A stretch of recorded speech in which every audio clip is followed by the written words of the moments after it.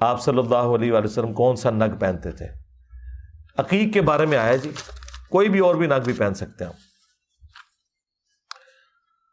جماعت اسلامی کا youth wing join کیا ہوا ہے. ہمارے استاد فرقہ واریت کے متعلق گفتگو کرنے سے منع کرتے ہیں، ہمیں ان سے الحاق جاری رکھنا چاہیے. جی تو وہ فرقہ واریت پھیلانے سے منع کر رہے ہیں نا، یہ تو نہیں وہ کہہ رہے کہ فرقہ واریت پھیلاؤ. جو گفتگو کرنے سے منع کریں تو ٹھیک ہے، گفتگو کرنے کی وہاں ضرورت نہیں ہے آپ کو. کلاس میں تو گفتگو نہ کریں، گفتگو تو اس سے کریں جس کا انٹرسٹ ہے. اگر پینٹ کی لمبائی زیادہ ہو تو فولڈ کر سکتے ہیں، جی کر سکتے ہیں، لیکن بہتر یہ کہ پینٹ چھوٹی ہونی چاہیے. اگر آپ ہر وقت ہی فولڈ کر کے رکھتے ہیں نا، پھر آپ کو چھوٹی بھی کروانے کی ضرورت نہیں ہے، وہ اس کے ڈیزائن کا حصہ ہے.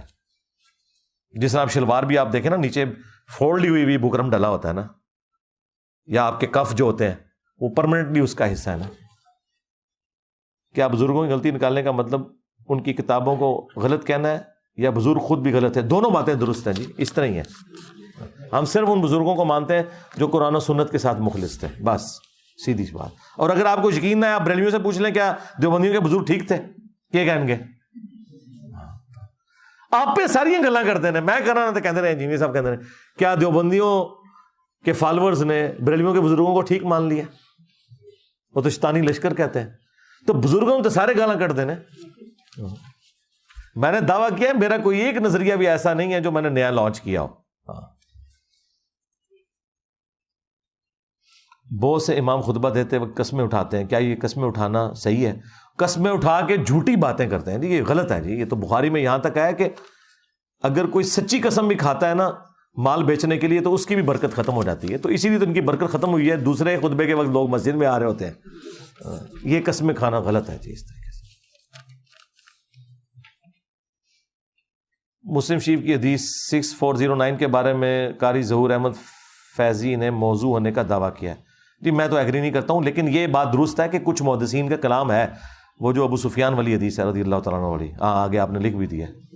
ہاں جی، اس کے اوپر ہمارے استاد جو شیخ زبیر زئی صاحب تھے نا، انہوں نے الحدیث صالح میں ایک پورا مضمون بھی لکھا ہے کہ یہ راوی نے 3 مختلف واقعات کو ایک جگہ جمع کیا. یہ راوی کے وہم کی وجہ سے ہوا ہے، باقی وہ باتیں درست ہیں.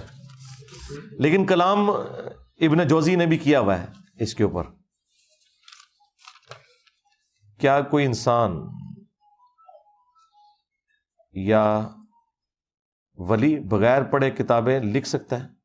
کیا اللہ انہیں پڑھاتا ہے؟ میرا تو خیال ہے بغیر پڑھے تو یہ لکھنا تو دور کی بات، یہ پڑھ بھی نہیں سکتے. جھوٹ بولتے ہیں آپ کو. کیسے کون پڑھ سکتا ہے؟ صحابہ کرام سے زیادہ کون حقدار تھا؟ اصحاب صفا کا چبوترا آج بھی مسجد نبوی میں موجود ہے. وہ کس لیے آتے تھے؟ حضور سے دین سیکھنے. آپ نے تو نہیں کیا کہ سجے پاسے اسلام پھیرا سارے حافظ ہو گئے، کھبے پاسے سارے ناظرہ ہو گئے.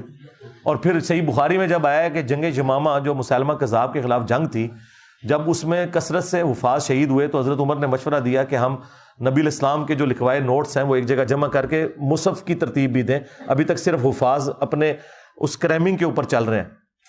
ٹھیک ہے، تو اس وقت کسی نے کوئی مشورہ کیوں نہیں دیا کہ حضرت ابوبکر جو ہے فجر کی نماز پڑھائیں تو حافظ جتنے کٹ پہ انہیں سارے سجے پاسے نیت کر لو تو اسلام پھیرنے تو سارے حافظ بنا دیں گے. ہونا چاہیے تھا نا. ان بیچاروں کو تو ٹینشن لگی ہوئی ہے کہ قرآن آگے کیسے لے کے چلنا ہے. سمجھ رہے ہیں نا آپ میری بات؟ کیا کہنا چاہ رہا ہوں میں؟ کتنے جا کے میں سٹ پہ مارنا وا. تو صحابہ کرام تو اس ٹینشن میں پڑ گئے کہ اب آگے کرنا کیا ہے. کیونکہ یہی آپ کو کہتے ہیں نا جی کوئی غوث کتب ابدال جو ہے نا وہ کسی صحابی کے گھوڑے کی خاک کے برابر نہیں ہے. تو بھئی اگر آپ کے بابے دائیں طرف سلام پھیر کے حافظ بناتے ہیں، بائیں طرف ناظرہ بناتے ہیں، تو صحابہ کرام نے کیوں نہیں بنا لیا؟ جنگ یمامہ پہ یہ میٹنگ کیوں ہو رہی ہے کہ جی آپ قرآن کو جو ہے ریٹن فارم میں آگے ٹرانسفر کرنے کے اوپر توجہ دیں، ہم صرف زبانی کرائمنگ پہ نہ رکھیں کیونکہ حافظ شہید ہو گئے ہیں. ان چیزیں ایسی کوئی مسئلہ ہی نہیں ہے، 1 منٹ جو اور حافظ بنا لینا. ہاں کتنے دماغ جاتا ہے میرا. دیکھو